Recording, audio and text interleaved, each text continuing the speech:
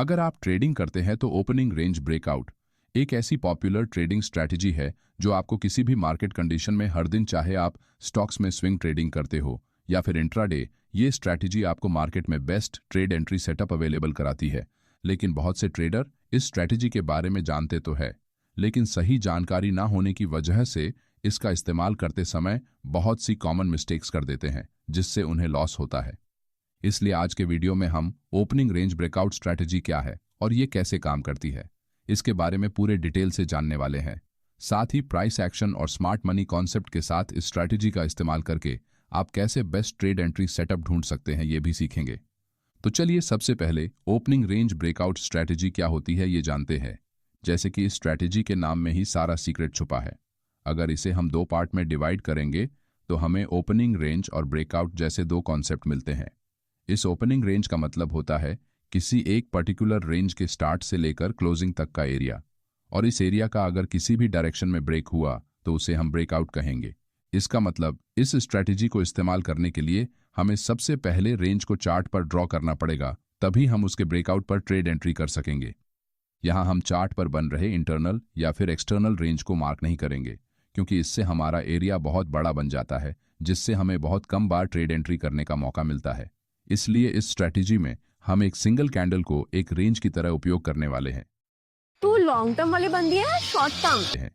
लेकिन अब आपके मन में सवाल आएगा कि हमें कौन से टाइम फ्रेम में कौन सी कैंडल पर इस रेंज को मार्क करना है, जिससे हम हाई प्रोबेबिलिटी सेटअप बना सकेंगे। इस स्ट्रैटेजी में आप अपनी ट्रेडिंग स्टाइल के हिसाब से टाइम फ्रेम सिलेक्ट कर सकते हैं।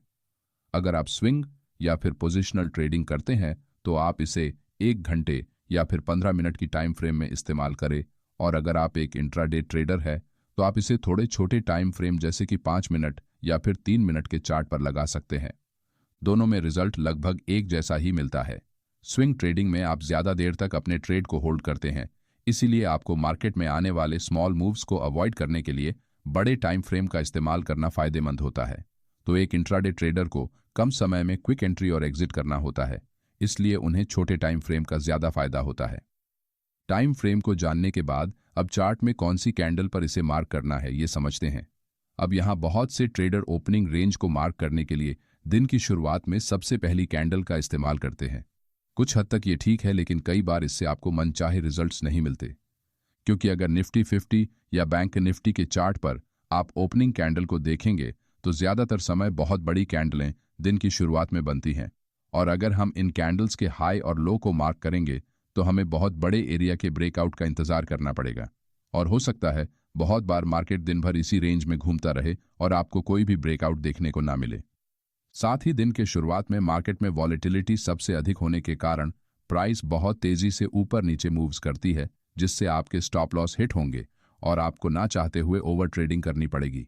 इसलिए इस हाई वॉलेटिलिटी से बचने के लिए हमें कुछ देर तक मार्केट के थोड़ा शांत होने तक का इंतजार करना पड़ेगा।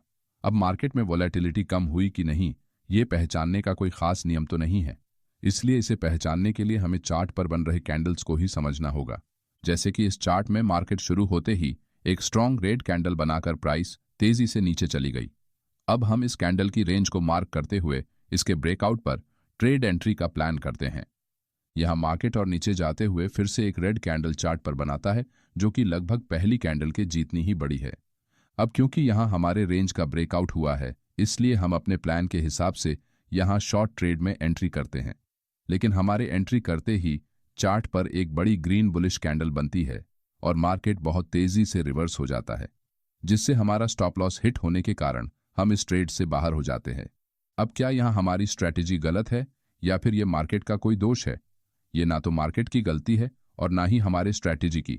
हमने खुद सही जानकारी के अभाव में गलत जगह हमारे ट्रेड को एग्जीक्यूट किया, इसीलिए हमारा स्टॉप लॉस हिट हुआ। यहाँ इस ट्रेड में स्टॉप लॉस के साथ साथ दिन की शुरुआत में हमें लॉस होने के कारण हमारा कॉन्फिडेंस हिट होने से हमारी साइकोलॉजी पर भी इस ट्रेड का बुरा असर अब पूरे दिन भर रहता है। इसलिए कोई भी स्ट्रेटेजी तभी काम करती है जब उसका इस्तेमाल हम सही समय और सही जगह पर करते हैं। इसके लिए हमें कुछ रूल्स फॉलो करने होंगे, जैसे कि नंबर 1, दिन के शुरुआत में पहले 10 मिनट में मार्केट में वॉलेटिलिटी सबसे ज्यादा होने के कारण आपको कैंडल रेंज को मार्क नहीं करना है। नंबर 2, अगर दिन के शुरुआत में नॉर्मल कैंडल के बजाय बहुत बड़ी कैंडल्स चार्ट पर बनती है तो जब तक कोई नॉर्मल साइज की कैंडल चार्ट पर नहीं बनती तब तक आपको ओपनिंग रेंज को मार्क नहीं करना है। नंबर 3, कैंडल रेंज को मार्क करते हुए कैंडल की दोनों तरफ की विक को आपको कंसिडर करते हुए रेंज को ड्रॉ करना है। जैसे कि ये 5 मिनट टाइम फ्रेम का चार्ट है, जहां दिन की शुरुआत होते ही मार्केट में वॉलेटिलिटी होने के कारण बड़ी कैंडल्स बनने के बाद लगभग चौथी कैंडल नॉर्मल साइज की बनी है। अब हम यहां अपने कैंडल ओपनिंग रेंज को मार्क कर सकते हैं, जिससे हमारा ब्रेकआउट एरिया पहले कैंडल के मुकाबले बहुत छोटा बन जाता है, जिस कारण इसके ब्रेक होने की संभावना बढ़ जाने से हमें सही समय पर ट्रेड एंट्री करने का मौका मिल सकता है। साथ ही अगर आप इंट्राडे ट्रेडिंग करते हैं और 15 मिनट की टाइम फ्रेम में कैंडल रेंज को मार्क करेंगे तो आपको बहुत बड़ा एरिया मिलेगा। वही अगर आप 5 मिनट की कैंडल को मार्क करेंगे तो यहाँ पहले के मुकाबले हमारी रेंज थोड़ी छोटी हो जाती है, और अगर हम 1 मिनट की कैंडल का हाई एंड लो मार्क करेंगे तो ये रेंज उससे भी छोटी हो जाएगी, जिससे आपको फेक ब्रेकआउट सिग्नल मिलने की संभावना पहले के मुकाबले बहुत ज़्यादा बढ़ जाती है। इसलिए हो सके तो 5 मिनट या फिर ज़्यादा से ज़्यादा 3 मिनट तक के छोटे टाइम फ्रेम का इस्तेमाल करें और इससे नीचे जाने की कोशिश ना करें। कैंडल रेंज को किस तरह से मार्क करना है, ये जानने के बाद अब ट्रेड एंट्री कैसे करनी है, ये जानते हैं। कैंडल रेंज ब्रेकआउट स्ट्रैटेजी में आपको रेंज की ब्रेकआउट होने के बाद एंट्री करनी पड़ती है। जैसे कि यहाँ हमने इस कैंडल की रेंज को मार्क कर लिया है। अब जब इस रेंज का ब्रेकआउट होगा तो हम यहाँ ट्रेड एंट्री करेंगे। अब यहाँ ब्रेकआउट के बाद ट्रेड एंट्री करने के 3 मेथड्स हैं जो सबसे ज़्यादा इस्तेमाल किए जाते हैं। मेथड नंबर 1, अगर मार्केट एक स्ट्रॉन्ग कैंडल के साथ हमारे रेंज को ब्रेक करता है तो हम यहाँ सीधे ब्रेकआउट कैंडल की क्लोजिंग पर लॉन्ग ट्रेड में एंट्री बना सकते हैं। लेकिन आपको हमेशा याद रखना है कि जब तक कैंडल की क्लोजिंग हमारी रेंज के बाहर नहीं होती तब तक हम इसे ब्रेकआउट नहीं मान सकते, क्योंकि कभी कभी ब्रेकआउट करने वाली कैंडल ऊपर तो जाती है मगर थोड़ी देर बाद नीचे आकर हमारे रेंज के अंदर क्लोज हो जाती है। इसका मतलब यहाँ कोई भी वैलिड ब्रेकआउट नहीं हुआ है। इसलिए हम इस तरह की सिचुएशन में जब तक कैंडल पूरी तरह से हमारे रेंज के बाहर क्लोज नहीं होती तब तक हम इसे ब्रेकआउट नहीं मानेंगे। लेकिन इस तरह के कैंडल ब्रेकआउट एंट्री मेथड में आप फेक ब्रेकआउट्स का शिकार होने के चांसेस सबसे ज़्यादा होते हैं, क्योंकि बहुत बार कैंडल हायर लेवल्स पर क्लोज तो होती है मगर नेक्स्ट कैंडल फिर से वापस नीचे आ जाती है। इसलिए इस ट्रेड एंट्री सेटअप में सबसे ज़्यादा रिस्क है। इस वजह से हम इस तरह के सिंगल कैंडल ब्रेकआउट को हो सके तो अवॉइड ही करेंगे। अब नेक्स्ट मेथड में हम ब्रेकआउट होने पर जब प्राइस नीचे हमारे मार्क किए हुए रेंज को रिटेस्ट करने के लिए आती है तो हम उस समय चार्ट पर बुलिश कैंडलस्टिक पैटर्न्स को देखकर यहां रिटेस्ट करने वाली कैंडल के हाई पर ट्रेड एंट्री करते हैं। अब इस परिस्थिति में ज़्यादातर समय रिटेस्ट करते समय बनने वाली कैंडल में लॉन्ग लोअर विक होती है। इसका मतलब यहां प्राइस को सेलर्स ने नीचे तो पुश किया मगर वो उसे लोअर लेवल्स पर क्लोज करने में सफल नहीं हो पाए, यानी कि यहां बायर्स अब भी बाइंग करने में इंटरेस्टेड है, जिस कारण से उन्होंने प्राइस को फिर से हायर लेवल्स पर पुश किया है। इसीलिए ये एक स्ट्रॉन्ग बुलिश सिग्नल बन जाता है। इस मेथड में हमारे रेंज का ब्रेकआउट करने वाले कैंडल के प्रीवियस हाई के ब्रेक होने तक का इंतजार नहीं करते, बल्कि हम यहां रीटेस्ट कैंडल के हाई को एंट्री पॉइंट मानते हुए उसके नीचे अपना स्टॉप लॉस लगाकर ट्रेड एंट्री करते हैं, जिससे हमारा स्टॉप लॉस पहले मेथड के मुकाबले छोटा होने के कारण रिस्क टू रिवॉर्ड रेशियो अच्छा बन जाता है। लेकिन कुछ भी हो, आपको यहाँ स्टॉप लॉस जरूर लगाना है। और तीसरे मेथड में हम रिटेस्ट के बाद पिछले स्विंग हाई का ब्रेकआउट होने तक का इंतजार करते हैं और ब्रेकआउट करने वाली कैंडल के हाई पर ट्रेड एंट्री करते हुए उसके नीचे अपना स्टॉप लॉस लगाते हैं।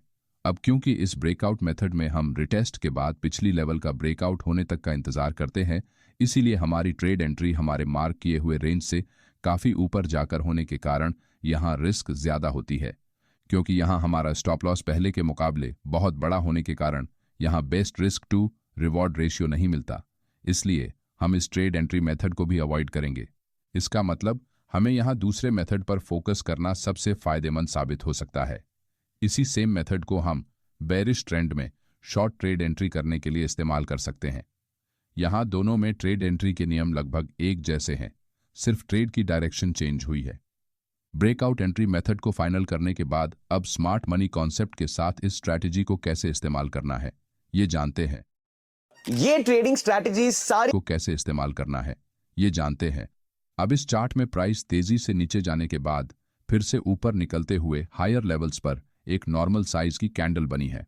इसका मतलब यहाँ इस लेवल पर आकर मार्केट में मॉर्निंग के समय जो वॉलेटिलिटी थी वो कुछ कम हो चुकी है, जिससे मोमेंटम में कमी आने के कारण कैंडल्स की साइज फिर से नॉर्मल हो गई है। अब हम यहाँ इस आखिरी कैंडल के हाई और लो को मार्क करते हुए कैंडल रेंज को ड्रॉ कर सकते हैं। नेक्स्ट ग्रीन बुलिश कैंडल के बाद प्राइस नीचे जाते हुए फिर से हमारे रेंज एरिया में वापस आती है और यहाँ एक स्ट्रॉन्ग बुलिश रिजेक्शन कैंडल बनाती है। अब आप कंफ्यूज हो गए होंगे कि यहाँ ये कैंडल रेड होने के बावजूद मैं इसे बुलिश रिजेक्शन कैंडल क्यों बोल रहा हूँ।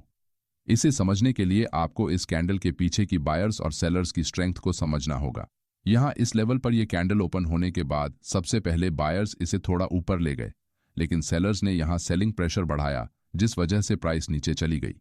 लेकिन लोअर लेवल पर बायर्स ने एक बार फिर से अपनी स्ट्रेंथ को दिखाते हुए प्राइस को हायर लेवल पर ले जाकर क्लोज कर दिया। इसका मतलब यहाँ सेलर अपने इरादों में कामयाब नहीं हो पाए, जिस कारण मैं इसे एक बुलिश कैंडल बोल रहा हूँ। कुछ लोग इसे बुलिश पिन बार कहते हैं तो कुछ इसे हैमर कैंडल भी कहते हैं। इसी तरह आपको हर एक कैंडल को पढ़ना आना चाहिए। कैंडल स्टिक के सभी फॉर्मेट्स के बारे में हमने प्राइस एक्शन की एक पूरी प्लेलिस्ट बनाई है, जिसके जरिए आप बेसिक से लेकर एडवांस तक कैंडल स्टिक पैटर्न को पढ़ सकते हैं, जिससे आपके सारे डाउट्स क्लियर हो जाएंगे। इसका मतलब प्राइस एक्शन के अनुसार यहाँ बायर्स मार्केट में फिर से अपना कंट्रोल बनाने की कोशिश कर रहे हैं। साथ ही अगर आप स्मार्ट मनी कॉन्सेप्ट के हिसाब से इस चार्ट को देखेंगे तो आपको यहाँ दो कैंडल्स के दौरान क्लियर गैप दिख रहा है, जिसे हम प्राइस इनबैलेंस या फिर फेयर वैल्यू गैप कहते हैं। अब क्योंकि इस कैंडल की लोअर विक इस फेयर वैल्यू गैप एरिया को टच करने के बाद रिजेक्शन फेस कर रही है, इसका मतलब यहाँ इस एरिया में जो भी पेंडिंग्स ऑर्डर्स थे उन्हें मार्केट में पूरी तरह फील कर लिया है, जिस वजह से प्राइस में रिजेक्शन आ रहा है। अब कुछ ट्रेडर कहेंगे कि यहाँ इस कैंडल ने तो इस एरिया के सिर्फ ऊपरी हिस्से को ही टच किया है, तो क्या ये एक वैलिड रिजेक्शन है? इसका आंसर है यस, ये एक वैलिड रिजेक्शन है। इसे अच्छी तरह से समझने के लिए इन 4 रिजेक्शन पैटर्न्स को देखिए। यहाँ पहले में कैंडल सिर्फ हायर एरिया को टच करती है, तो दूसरे एग्जाम्पल में कैंडल एरिया के 50% के लेवल तक जाकर वापस आई है, तो तीसरे में इस एरिया के लोअर लेवल्स को कैंडल ने टच किया है। अब इन तीनों कंडीशंस में दिखाई दे रहा प्राइस रिजेक्शन वैलिड माना जाता है, क्योंकि यहाँ प्राइस ने फेयर वैल्यू गैप एरिया को ब्रेक नहीं किया है, लेकिन सबसे आखिरी एग्जाम्पल में प्राइस हमारे गैप एरिया से बाहर निकल चुकी है, इसलिए ये एक इनवैलिड फेयर वैल्यू गैप कहा जाता है। अब क्योंकि यहाँ प्राइस ने लॉन्ग लोअर विक बनाकर इस एरिया से रिजेक्शन लिया है, इसलिए यहाँ चार्ट पर बुलिश साइड में प्राइस का मोमेंटम आने की संभावना सबसे ज्यादा है। इसलिए हम यहाँ इस कैंडल के हाई पर लॉन्ग ट्रेड में एंट्री करने के लिए अपना स्टॉप लॉस इसके नीचे लगाकर स्टॉप लॉस से कम डबल का प्रॉफिट टारगेट लगा सकते हैं।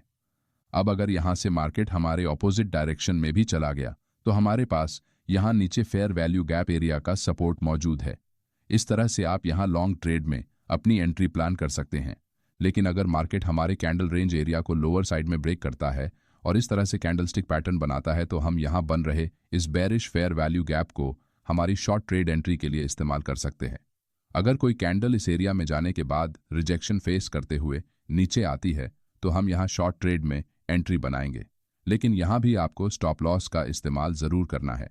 साथ ही इस ओपनिंग रेंज ब्रेकआउट स्ट्रैटेजी का इस्तेमाल करते समय आपको कुछ बातों का ध्यान रखना बहुत जरूरी होता है, जैसे कि इस चार्ट में प्राइस हमारे द्वारा ड्रॉ किए गए रेंज का हायर लेवल पर ब्रेकआउट करती है, जिसे देखकर हम यहाँ लॉन्ग ट्रेड में एंट्री प्लान कर सकते हैं।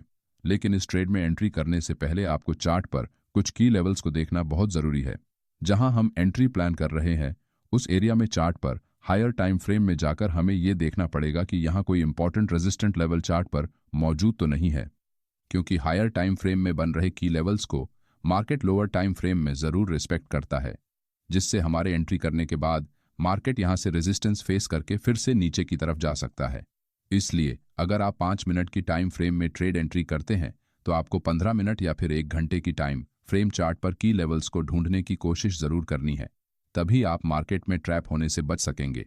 अगर इस स्ट्रैटेजी के बारे में आपके मन में कोई डाउट्स है तो कमेंट में जरूर पूछिए और वीडियो को लाइक एंड चैनल को सब्सक्राइब करना ना भूलें।